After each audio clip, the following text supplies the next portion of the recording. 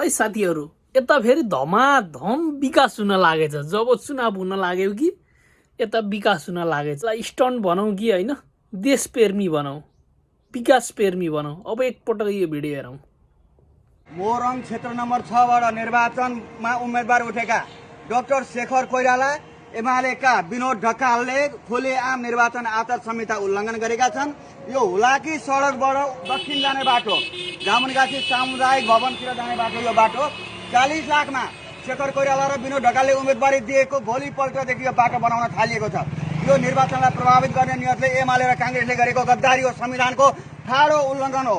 त्यस कारणले विनोद ढकाल र शेखर कोइराला विरुद्ध म निर्वाचन आयोगमा आचार संहिता उल्लङ्घनबारे उजुरी पनि हाल्दैछु।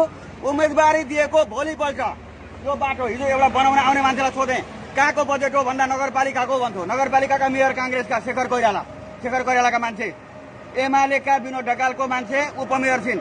संघीय सरकार प्रदेशको सरकार पनि कांग्रेस एमालेको छ। यी दुईटाले कांग्रेस एमालेका उम्मेदवारलाई जिताउनको लागि आचार संहिता उल्लङ्घन गरेर खुलेआम ठाडो रूपले यो बाटो 40 लाखको बाटोको दुरुपयोग गरेको छ। र अर्को कुरो, यसमा कुनै सूचना पार्टी पनि छैन। सामान्य मान्छेले सोध्दा कहाँबाट बजेट आयो भन्दा कसैलाई पनि थाहा छैन।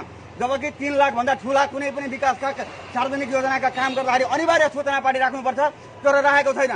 त्यस कारणले डाक्टर शेखर कोइराला र विनोद ढकाल विरुद्धमा निर्वाचन आचार संहिताको विरुद्ध उजुरी हाल्ने घोषणा यीबाट